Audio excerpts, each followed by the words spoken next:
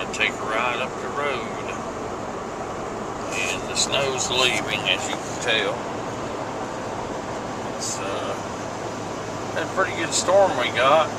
It was snowed there last week, about 3 or 4 inches, and then we got a break or 2 days there, and then Saturday night, I guess, or Friday night, we got a good one, and we got about 6-7 inches.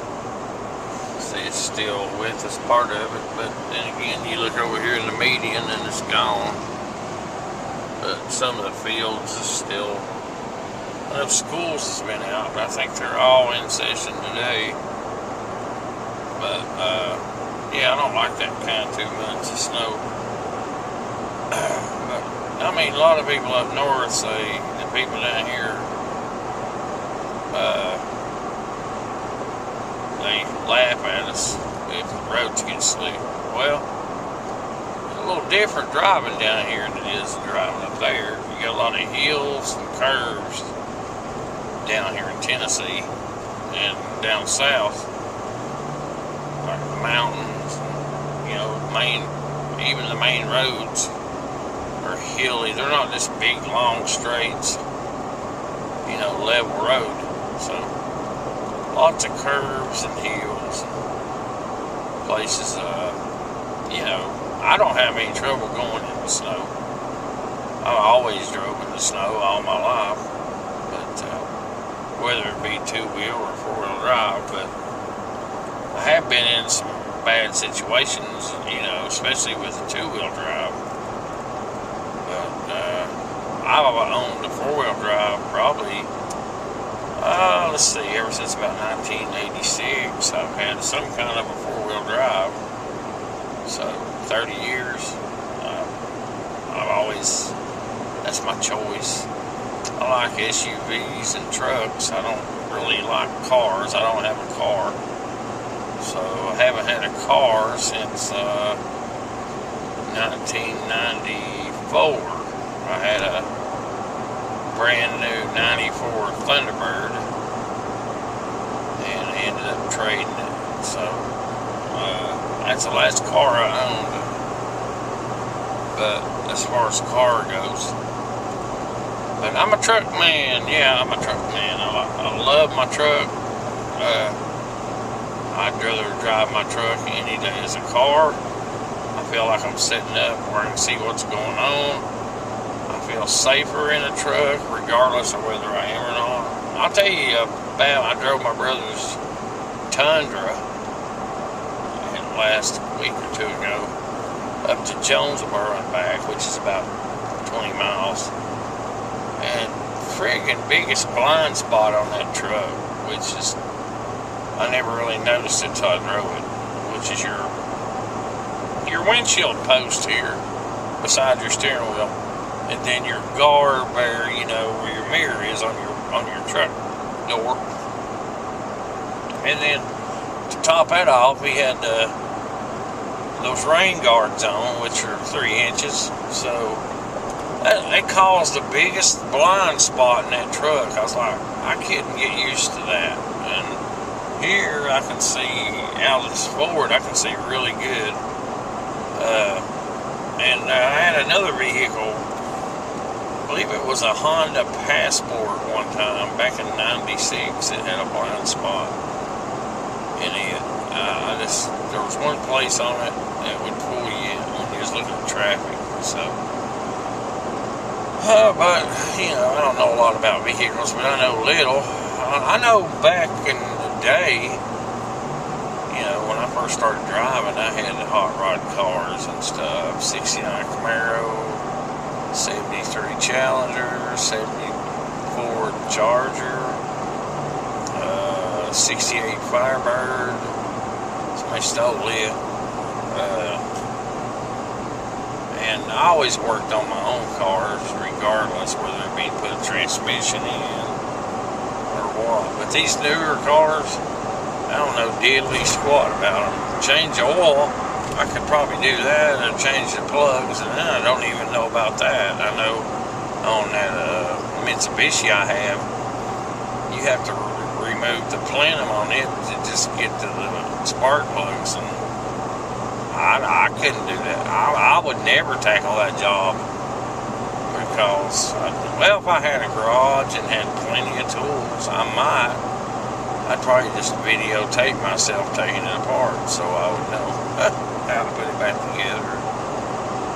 But, I mean, I could probably do it if I really want to, but I freaking can't stand doing mechanic work anymore. They've made everything so hard to work on and hard to get to. It's just, I mean, they do that for a reason. I got a friend that's a mechanic, and he did a timing belt on my water pump on my Montero, and I helped him, but it was a job. So, and he's the one that was pointing out, and I looked it up. You do have to take the plenum off to change this spark plug, so it's just absolutely nuts. Man, that's so crazy. I could change the plugs in this, I believe. There'd be no trouble. This truck. But, anyway, I like that Mitsubishi. Actually, I love it. It's a good vehicle. It's got a lot of miles on it. Still runs great.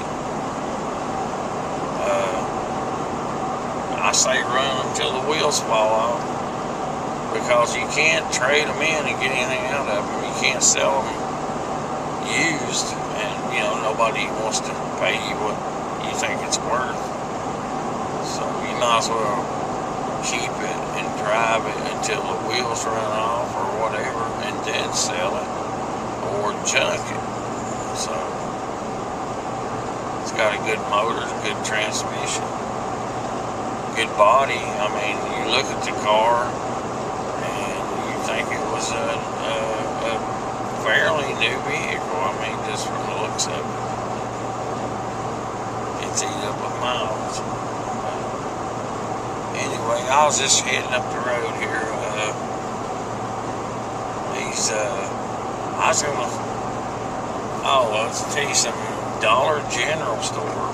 I know I probably told this story once before, but they're freaking building everywhere. They've just built a couple more in town. Well, not outside of town, like out in the suburbs of town. Like, 8-10 miles out of town, just like someplace where a country store would be, there's a Dollar General. And I'm like, dang, this is nuts. And I know I told this story before or not, but my mom, when she was alive, she used to read a lot of magazines, and she kept up with a lot of stuff. But she wasn't a person that bought stock or anything like that. She didn't do none of that. She was just a common woman with a big heart. But she was my mom. She was the best in the world to me. And I still think about her every day of my life. I think about that woman and my dad. But there's not a day goes by she don't cross my mind about something. Maybe more than once, She's already crossed my mind today a couple of times, but she's crossing my mind now. In 2004, I believe, she said, you really should look at buying stock in Dollar General. And I said, why? She said, well, they're going to be the king of small markets one day. They may even take over Walmart. I said, really?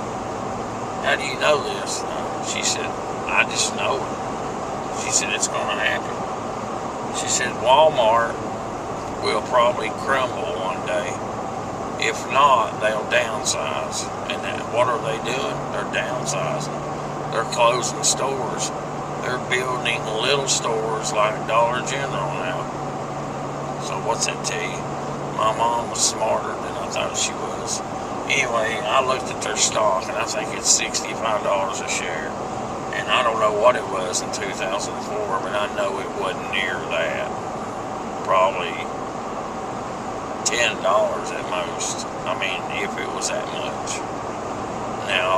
crazy thing about that is I should have took 10 grand back then and bought $10,000 worth of stock.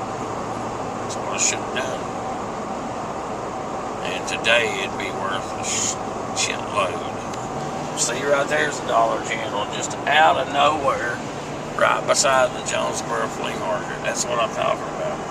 Just, they're building them everywhere. And, yeah, I wish I would have listened to her, but I didn't. And, you know, they say Mama knows best. Well, she does. She knows best. Always. Most of the time. But anyway, I just wanted to vlog and say hello. And all that good stuff. I made that video this morning about the blocking. And you'll see it. Have a good day.